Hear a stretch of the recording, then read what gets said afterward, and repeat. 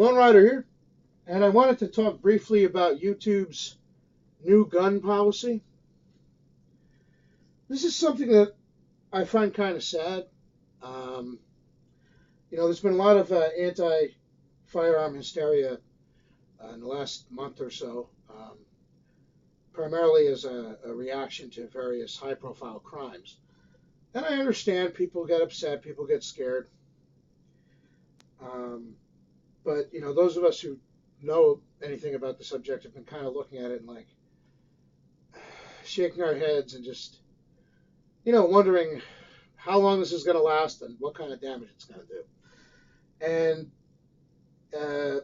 I never really thought it would come and affect something like YouTube, um, which is an internet platform that's used worldwide by lots of people to put up videos on lots of different topics, from bikes to archery to silly cat videos, whatever.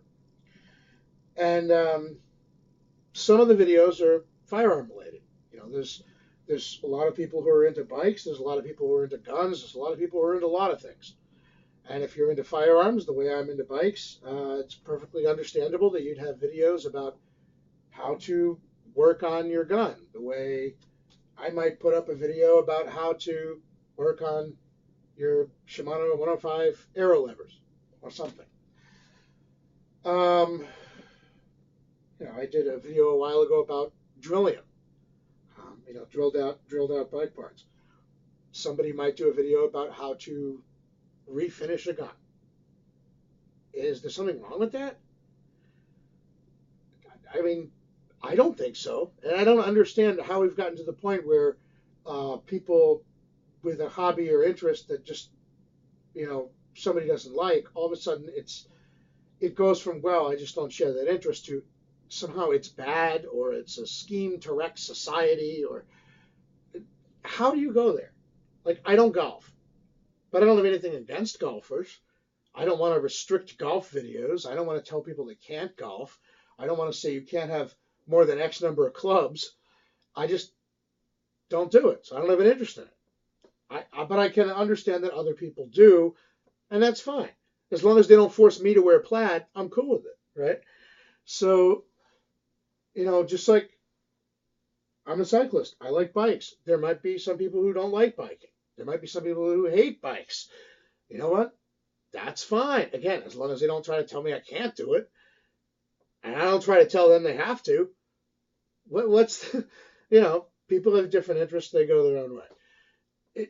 At the end of the day, if you don't want to watch a video about guns, don't watch a video about guns. I'm not entirely sure why YouTube feels compelled to do this, unless they feel that they're going to be attacked if they don't by the anti-gun people, that they might start picketing outside their offices or boycotting them or whatever. Maybe that's it. But anyway, YouTube's come up with this new policy that severely restricts what you can put in a gun-related video. You can't show certain types of repairs. You can't show home gunsmithing. You can't show how to make a gun or make ammunition, which would include not just making a whole gun from scratch, which in some places is actually legal. So it's not like you'd be telling people how to commit a crime. It also covers things potentially like reloading ammunition. And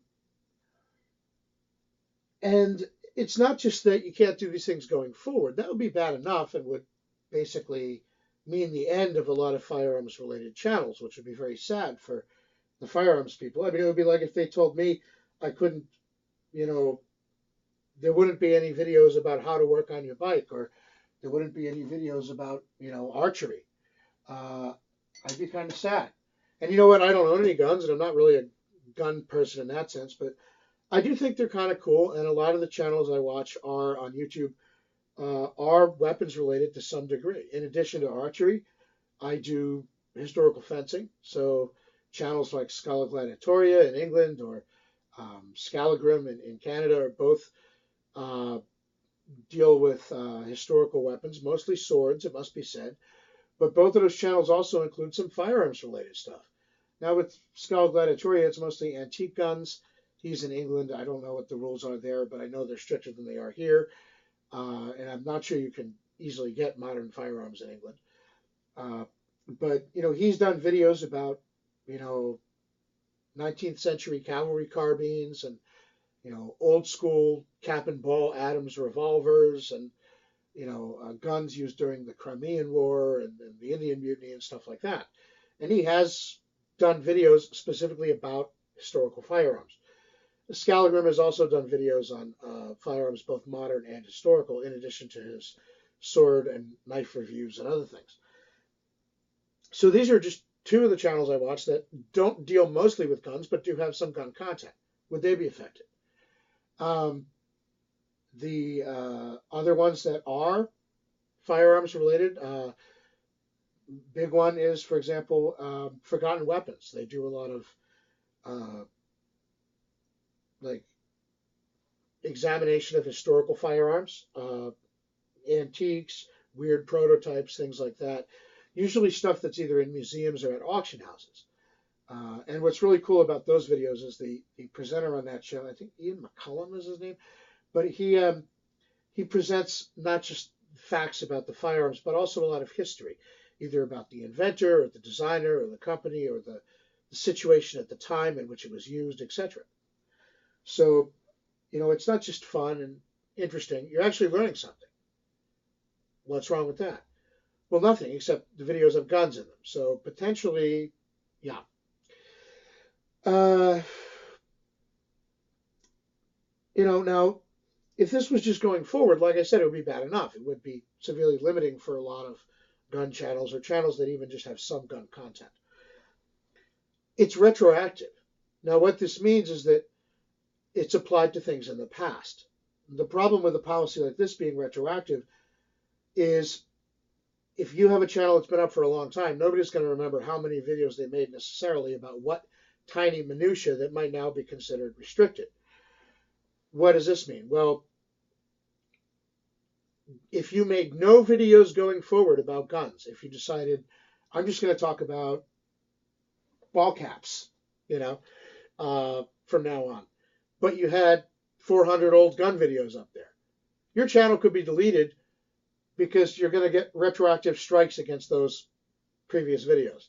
Because at the time they were produced, they didn't violate any policy whatsoever. Now they do. So a lot of firearms channels are going to be in a position of going back through years and years of stuff, especially if they're a big established channel, and have to spend a lot of hours looking through their old videos to try and see if they violated this policy that wasn't in existence at the time but is now applied retroactively. Or since most people aren't going to have the time to do that, you know, this policy goes into effect next month. It's towards the end of the month now. This policy goes into effect next month. So you've got like a couple weeks to deal with this. If you look at the length of some videos, it varies. Let's say an average length of 10 or 15 minutes. And then you have, 500 videos. You're going to have to spend a month or so just looking at those. You don't have that time. The policy goes into effect very shortly. So what I think they're trying to do is they say going forward, they just want more restrictions. I think what they're trying to do is put firearms related channels in a position where they basically have to cancel themselves or get canceled. And the fact that none of these channels are encouraging violence, are encouraging people to commit firearms infractions, or are in any way encouraging anything bad, I think this is the problem with this policy. You could say it's a company, a private company, they can do whatever they want. I think there's a little bit of hypocrisy there because the same people who say that would have no problem about picketing or protesting or denouncing a company that didn't do something they wanted. But be that as it may, in this case, the policy of the company happens to coincide with the political orthodoxy of the time, which is this anti-gun nonsense. And so, a lot of people are fine with it because it just seems to conform to their pre-existing biases.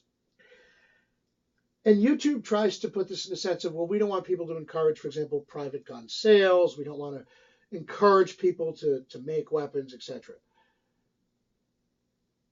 Okay, except that appears to be in the context of they're apparently trying to posture themselves as concerned about gun violence. I've never really understood the term gun. I mean, if it's violent, it's violent, whether you use a gun or a knife or a club. But anyway, uh, they're trying to posture themselves as they're concerned about gun violence. But none of these videos are about gun violence or have anything to do with it. A video telling you how to fix the safety catch on an 1890s Mosin Nagant bolt-action rifle. Not for nothing, but how many school shootings or liquor store robberies are committed with 1890s Mosin Nagants? Just a thought. And it's perfectly legitimate for a community of hobbyists or people with an interest to talk about repairing their items or doing upgrades or whatever. If I did a video about how to upgrade, to let's say disc brakes on a mountain bike from, V brakes or linear pull brakes, what's wrong with that? Well, nothing. Now you could say, well, nobody's ever been shot to death with a bike, and you'd be right. But the point is, the videos they're cracking down on have nothing to do with shooting anybody to death. They're cracking down on a hobby that happens to be politically unpopular because of the whims of the moment. And again, yes, they're a private company. They can do whatever they want, blah, blah, blah. Of course, that's only applied selectively, of course. But aside from the hypocrisy of that, technically it's not censorship. Censorship is government action in a literal sense. The government has a monopoly on the use of force. We trust them with that monopoly because they're supposed to use it only when it's to enforce a just law. Sometimes they use it to enforce an unjust law, and then you get things like censorship. Generally speaking, we have a First Amendment and other protections against that in this country, but, that's the risk. This isn't technically censorship because it's a private company changing the rules to discourage content rather than government action. However, well, it might not be censorship in the literal definition. It's awfully close in terms of the spirit of the thing. And that's what bothers me. What also bothers me is the hypocrisy that, well, it's a private company. They can do what they want. If this was a baker saying he wasn't going to bake a cake for a gay couple, you'd be picketing outside their offices. And I'm not going to get into that here nor there. And do I think it's right that they refuse to bake the cake or not? I don't want it just to turn into a big discussion about that sort of thing. I'm just pointing out that the idea that it's a private company so they can do whatever they want is only applied selectively, essentially. It's funny how that works. People have a bias. Everybody's got a bias. I get that. Everybody's got their own ideas and their own what they think is right or not right or whatever. But if you're not going to apply an argument consistently, in my opinion, it's a fraudulent argument. Or at least it's fraudulent coming from a person that wouldn't apply it consistently. If you're going to say it's a private company, then they should be able to do whatever they want and not deal with customers that they don't want to deal with, then you should be able to refuse service to anybody. And of course, a lot of people don't want to go there because that would allow, actual discrimination. So I get that. But then you have to say, well, just because it's a private company doesn't mean they can do whatever they want, can it? That doesn't. So, you'd have to take a little more complicated view of that. You can't just say, oh, it's a private company. So, yeah, because there's a lot of things that people don't like it when private companies do. And again, the same people usually would object on other issues. That said, I watch a lot of these channels, and I have other interests. I'm interested in cycling, interest in archery, interest in history, interest in historical swordsmanship, etc. There are some people who their main interest is firearms. They may not have other interests to that degree that they're willing to watch videos about them. If you have a policy that you claim is just restricting gun channels, but effectively makes it difficult for them to operate at all because the policy is retroactive and arbitrarily covers so many different facets of firearms related interests and hobbies. Uh, what you're essentially doing is shutting down the gun channels. You can call it a new policy. You can call it it's just restriction. It's not completely shutting them down. But if the policy is structured in such a way that nobody can really comply with it or know if they're complying with it, and the penalty is retroactively you get shut down, then yeah, you're shutting down gun channels. At least be honest about that. Okay. Um, Now, if this was YouTube's attitude all along, I could at least say they're being consistent. But if it was YouTube's attitude all along, they would never have allowed gun channels on YouTube. Surprised they did. And this gets back to the idea of hypocrisy. It can apply in to more than one observation about the situation. And in this case, YouTube had no problem taking all the advertising money from the big gun channels. They had no problem with all the viewers that were attracted to YouTube because they wanted to see these videos and watch these videos and subscribe to these channels. They had no problem with these channels growing really, really big and getting hundreds of thousands or millions of views. Now all of a sudden they don't want gun channels. I don't know if it's they were willing to use them while YouTube was growing, and now that it's gotten so big, maybe they figure we don't need you anymore. I don't know. But let me ask this question. Unlike somebody like myself with multiple interests, cycling, archery, swords, etc., if you have somebody whose main interest is just firearms, and you take down all the firearms channels or discourage them, do you think those people are still going to watch YouTube and still be YouTube members? What are they going to watch if their main interest is firearms? I could still go watch bike videos or archery videos. Although the question, I guess, becomes, after they take down all the gun channels, are they going to go then after anything with weapons? So historical fencing, archery, anything like that? For that matter, there's a lot of overlap between archery and guns, especially with traditional archery recurve. A lot of it's used for hunting. Now, I don't hunt, but some people do. That's fine. You may have a channel that has gun-related stuff and archery-related stuff. If you take away the gun stuff, could the channel survive just on its archery-related content? No. Maybe not. Maybe yes. But if the answer is no, then you lose not only the gun-related stuff, but the archery-related content. And then you have the fact that if somebody is coming to YouTube specifically to watch gun-related channels, and like I said, the gun-related channels go away or are severely restricted, do you think they're going to stick around and watch silly cat videos and knitting videos? No, they're gone. They'll go do something else. So, now there may not be a comparable platform out there to YouTube. There are other things, Patreon and this and that, but YouTube is essentially the biggest platform of this type. So, if somebody doesn't stay on YouTube, they may not have another major alternative to go to instead. However, the fact that there's no alternative doesn't mean they're going to stay on YouTube if there's nothing for them to watch that they're interested in. And it would be interesting to know what percentage of the YouTube advertising revenue comes from these videos they want to restrict. And do they really think that that's going to stay around and that viewership is going to stay around if it's canceled? There may not be an alternative comparable platform for the gun people to go to watch this type of content. However, if that content is removed from YouTube or severely restricted, just because there's no other place for them to go doesn't mean they're going to stick around with YouTube, because it's not the content they want to watch isn't going to be there anymore.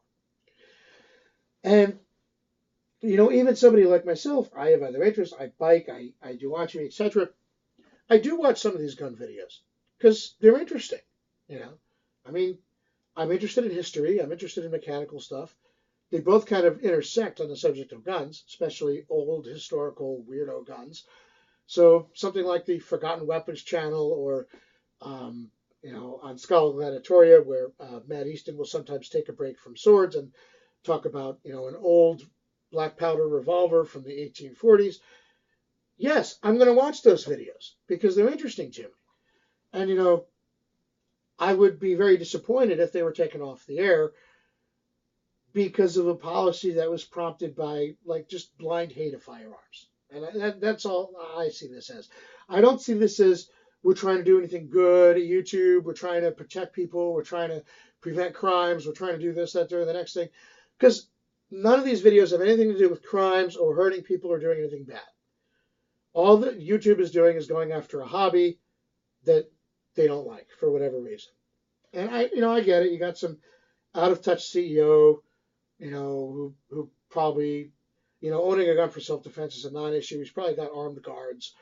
And, maybe he doesn't participate in the shooting sports, so he has no interest in it, no exposure to it. He doesn't know anything about it. Maybe the only thing he knows about guns is what he's seen on MSNBC or something.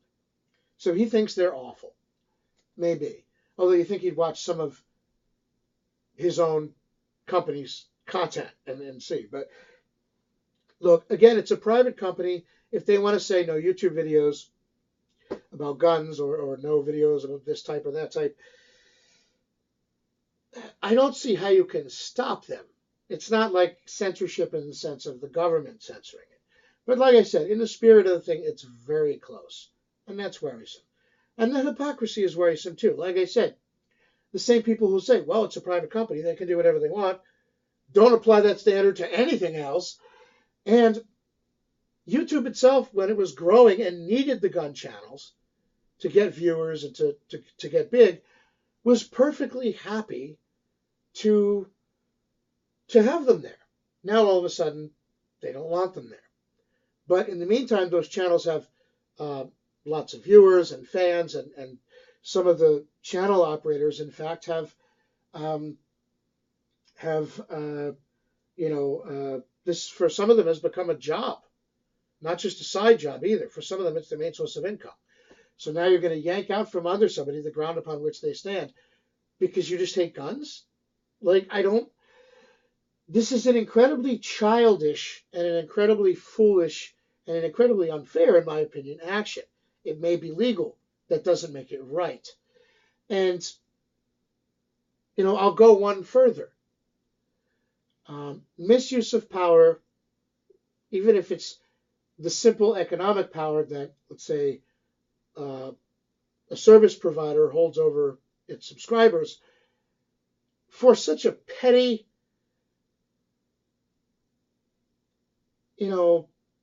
nonsense thing is wrong. Yes, technically they can say whatever rules they want about whatever content they want. But if they're just going to do it out of spite because they hate guns, and they're like, oh, let's fuck over all these gun people, or because they're afraid if some protesters are going to come egg their offices or something, no, okay? It may be something you're allowed to do. It may be something you have a right to do. It doesn't make it right. It doesn't make it admirable conduct. It doesn't make it something that anybody should defend. If I was a landlord, for example, I might have a right to evict my tenant because I don't like their religion. I might be able to evict them for any reason. In terms of when the lease is up, not renewing it. But that doesn't make it right. Right? Just because you have a right to do something doesn't mean that it's a moral thing to do, that it's a good thing to do, that it's something we should encourage. Do you want, and I hate to sound like a populist or something, but do you want these, CEOs in their offices somewhere that are in many ways removed from the concerns of the average person? Do you want them throwing their weight around to try and put restrictions or whatever on the rest of us? Are they in the best position to determine what the average Joe Blow YouTuber wants to watch or wants to broadcast or whatever? Now, they're using YouTube services. Again, they have to abide by its rules. But those rules should not be arbitrary. They should not be imposed retroactively without any kind of way of knowing if you're violating them, etc. When you create a policy like this, it says a lot about the goals of the policy. YouTube can say, well, we're just trying to keep people safe and blah, blah, and not encourage. No. You just hate guns and you're just trying to discourage all gun channels. And you know what? If you'd come out and say that, at least I could say you're being honest. You're not being honest. So For the next few weeks or whatever, I'm still going to be on YouTube. After that, who the hell knows? You know, uh, it's a great platform and it's great for watching and sharing content. But again, if they arbitrarily, I watch basically a handful types of things. I watch bike related stuff, sword and historical swordsmanship related stuff, and shooting related stuff, both archery and firearms. So I watch basically three types of things. You take one of those out, that's a big chunk. Is what's left going to be enough to keep me on YouTube? I can't say. And I think YouTube should seriously sit down and think about this because there's a lot of people who aren't even gun owners, like myself, who have an interest in the subject and want to learn about it. And what YouTube seems to be saying is they're taking a stand not against gun violence or any stupid thing like that, because these videos have nothing to do with violence. They're taking a stand against knowledge about firearms. Now, if the people at YouTube, again, are in the anti gun camp, politically, ideologically, I understand why they would do that. Because people who are knowledgeable about firearms tend not to buy into a lot of the myths that are the basis for a lot of the gun control proposals. So if your agenda is to further gun control, you don't want people educated about firearms. So obviously, you would want to shut down this major platform that they have for disseminating that knowledge. However, the fact that you might technically be, you might legally be allowed to do that doesn't make it right and doesn't mean you have some kind of noble motive. You know?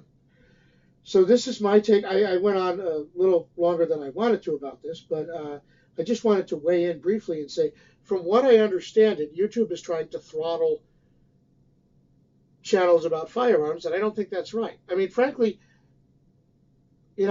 people used to say about Hollywood, which of course is ironic because they make pretty much all their money off, violent movies, movies with guns, action movies, etc., which I have no problem with. I like action movies, but it's then the rankest sort of hypocrisy for all the Hollywood people, or a lot of them, as they tend to do, to turn around and denounce guns. Wait a minute. You'd still be in the poorhouse if it wasn't for guns. You would have been a commercial failure. Funny how that works. And, you might say the same thing for YouTube. Without interesting content that appeals to a wider segment of the populace than just knitting and silly cat videos,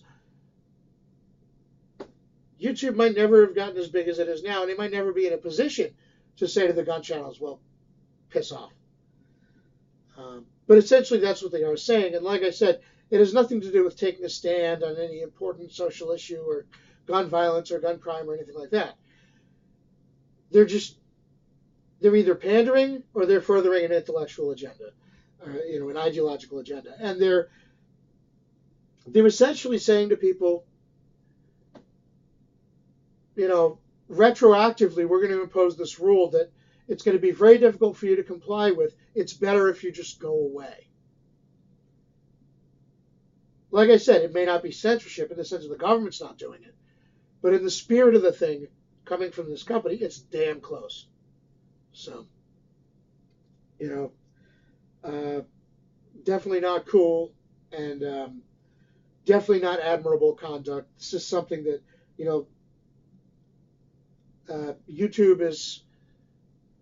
YouTube should be ashamed of itself, right? So that's my take on their new gun policy. Lone Rider out.